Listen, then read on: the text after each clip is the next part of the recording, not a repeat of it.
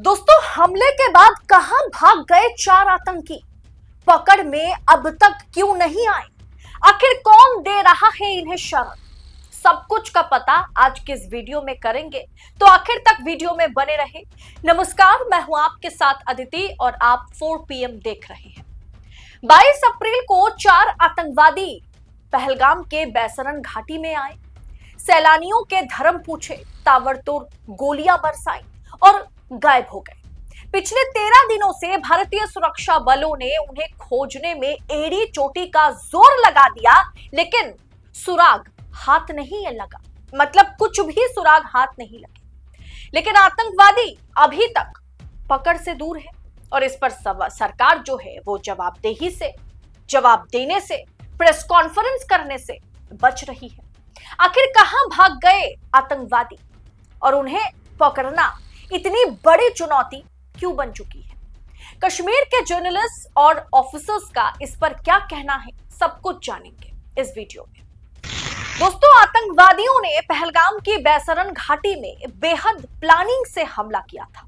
उन्हें पता था कि सुरक्षा बलों को यहां तक पहुंचने में कम से कम आधे घंटे लग ही जाएंगे। इतनी देर में वो आसानी से जंगलों में गायब हो जाएंगे और हुआ भी यही।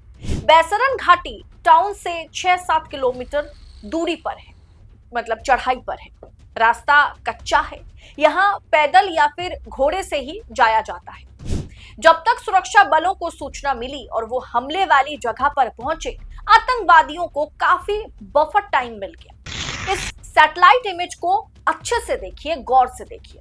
पुलिस स्टेशन यहाँ पर है, यहाँ पहलगाम टाउन है, यहाँ CRPF कैंप है और यहाँ है बैसरन घाटी। इस बीच इतना बड़ा सा जो इलाका है, जो जंगलों से भरा हुआ है, यहाँ पर कोई सुरक्षा कर्मी या सुरक्षा बल तैनात नहीं है। जम्मू कश्मीर के जर्नलिस्ट और डिफेंस एक्सपर्ट्स का मानना है कि इस सब कुछ के बारे में बारीकी से इन आतंकवादियों को मालूम था। डिफेंस एक्सपर्ट्स का मानना है कि जिन रास्तों में इन आतंकवादियों को ट्रैक किया गया हमले के बाद, वो लश्कर-ए-तोयबा, जैश-ए-मोहम्मद जैसी आतंकी संगठनों का एक, आप कह सकते हैं कि एस्केप रूट है, जहां से वो भाग जाते हैं, एस्केप हो जाते हैं, जिसका वे लंबे समय से इस्तेमाल करते आ रहे हैं और कई बार ट्रैक भी हुए हैं आतंकी।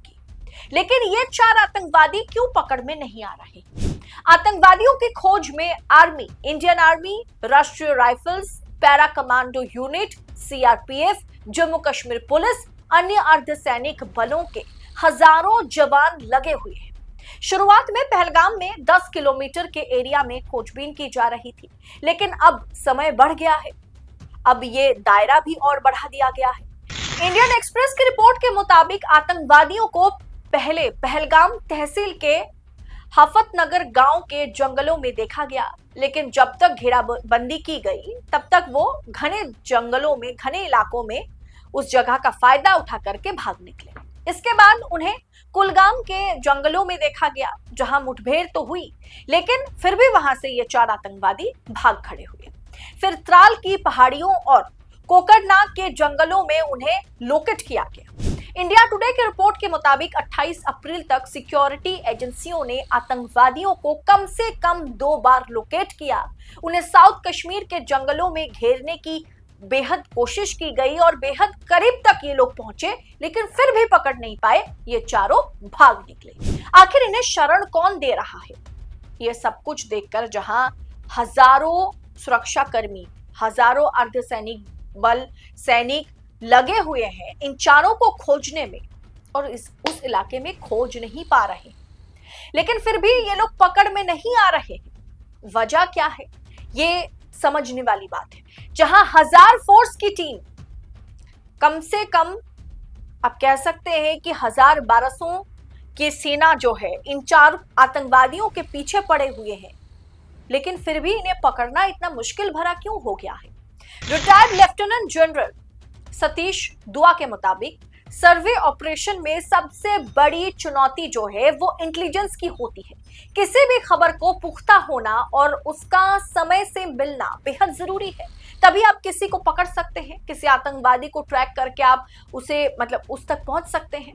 लेकिन वहीं पर हमसे लगातार चूक हो रही है। दोस्तों, ये मैं नहीं कह रही हूं, खुद रिटायर्ड लेफ्टिनेंट जनरल सतीश दुआ ये कहते हुए नजर आ रहे हैं कि हम यहीं पर बार बार चूक रहे हैं।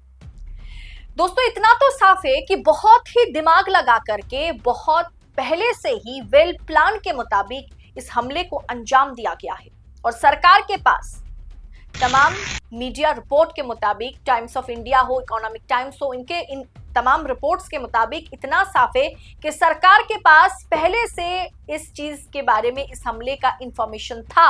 इंटेल कहीं ना कहीं सरकार तक पहुंचाई गई थी कि एक बड़ा हमला जम्मू कश्मीर घाटी में हो सकता है, लेकिन उसके बावजूद भी हो सकता है कि बहुत बार हमसे चूक हो जाती है। सेना से, इंटेलिजेंस से, हमारे सुरक्षा बलों से चूक हो जाती है, लेकिन सरकार आगे आकर के इन तमाम मुद्दों पर जवाबदेही सरकार की बनती है। वो जवाब तो दे, वो प्रेस कॉन्फ्रेंस तो करे, वो पत्रकारों के सवालों का जवाब तो दे।